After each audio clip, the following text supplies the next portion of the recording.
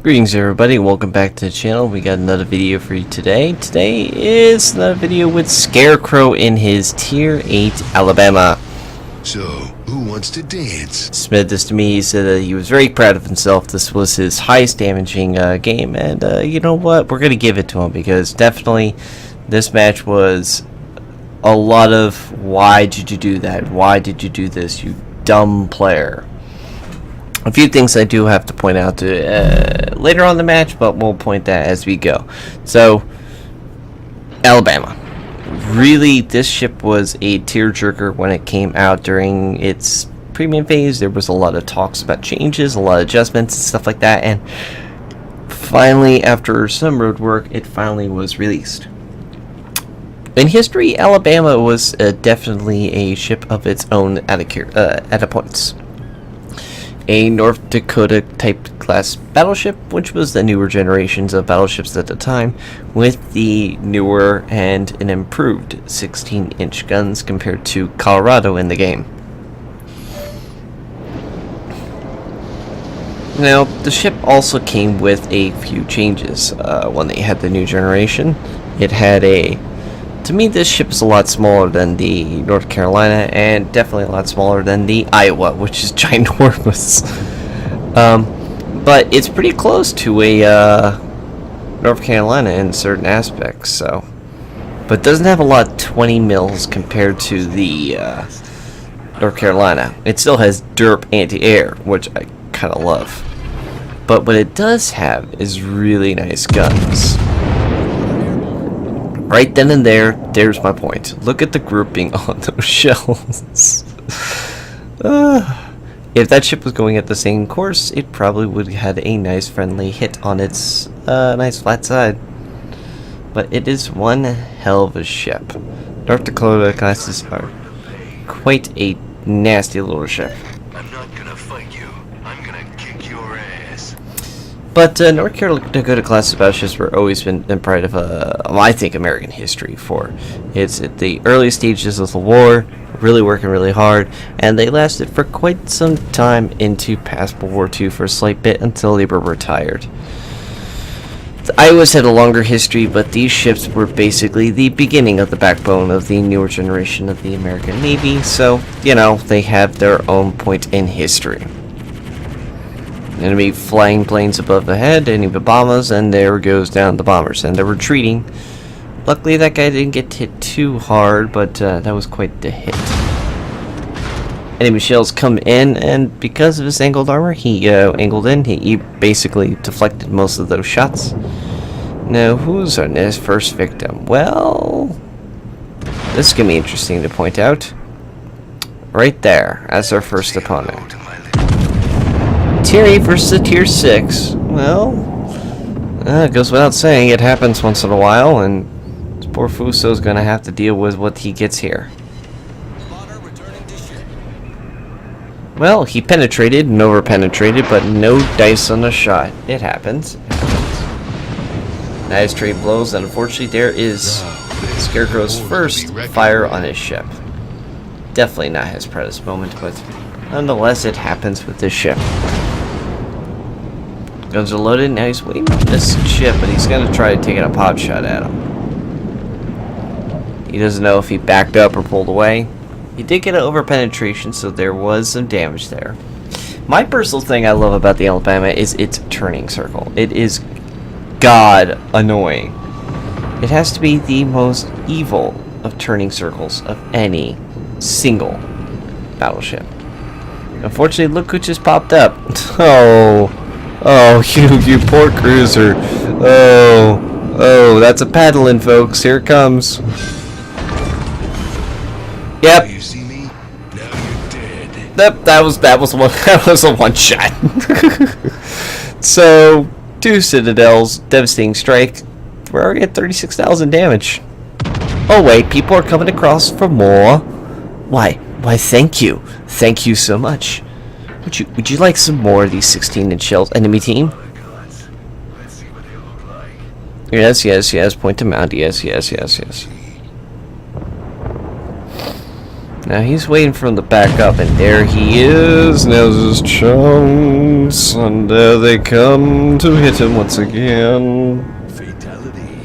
Unfortunately, no citadels, but did get a nice draw pull of damage on the enemy, and that Atlanta is now recalling the shots. Is he going to get the kill? I really don't think so. Yep, there he goes. But he did do quite a bit of damage, so he's up to 44,000, so he started racking up, boys. Everybody start counting how many ships are going to die here. Or just watch the damage pool here, because it's going to start skyrocketing very soon. Shells on the enemy Fuso, and they look pretty good. Okay, they were fair. He's at 51. Right now, it's not skyrocketing crazy, but give it a tossment, folks, and you're going to see some quite the interesting match. Unfortunately, Scarecrow's kind of in the back here, kind of in a really weird position. He's kind of caught in the pickle with the rocks here, but now he's out of it, and he is now free reign to escape these points.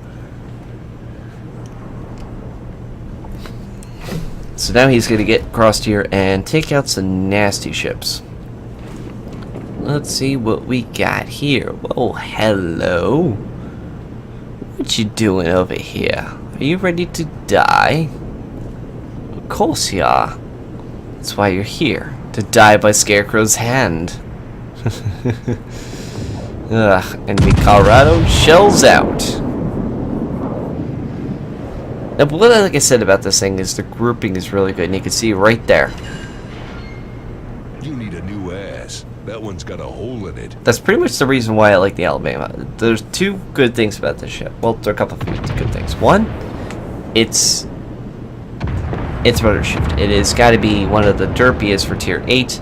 Really, really short, really quick rudder shift. So if you got torpedoes coming for you, you can pretty much negate that whole problem right off the bat. Number 2, the armor. It's still pretty decent for its tier. Ooh, that's gotta hurt. And there's the Citadel in the Colorado. He is nearly dead. But he's not going to go for him. He's going to let somebody else finish him off. That's not what he wants. He wants those damage rolls. He's seen the opportunities and he's taking them out. No chicks. Enemy Fuso just sitting there. I don't know what he's doing. He's waiting to see what he's doing. Then he sees the opportunity. He's going to fire. And now he's speeding up and going forward. Shells out on that ship, and That's gonna leave a mark. another Citadel. So look at the points, guys. 111,000 damage already, and the match really hasn't really fully started. Oh wait, it has, because half the team's nearly dead. So if it works well once, it's got to work well twice, isn't it? This guy can't be that stupid to actually sit there this long, right? I beg to differ, sir. What is up with this Fuso? What is he thinking? If I was halfway hit and I got a ringing bell from a Citadel, I would be like, I need to move. Going backwards is not making me run away fast enough. I might need to go faster and retreat. Or I would start turning to angle my armor so I don't get hit. This Fuso, I don't know who he is, but learn to sail. Hail to the king, baby. Pretty much, congratulations, Scarecrow. You just basically killed one of the dumbest battleship players I've seen just recently in this replay. It's definitely one very dumb toss spot there. Enemy Carolina there. There's your sister, pretty much. Now, it's semi-angled, so we might get a Citadel, we're not too sure. And, yep, we got one. Yep. My bitch now. You got a good shot there, and you really was semi-angled. You wouldn't think you would get that at that angle, but, yep, got one. So he's hurting for wounds.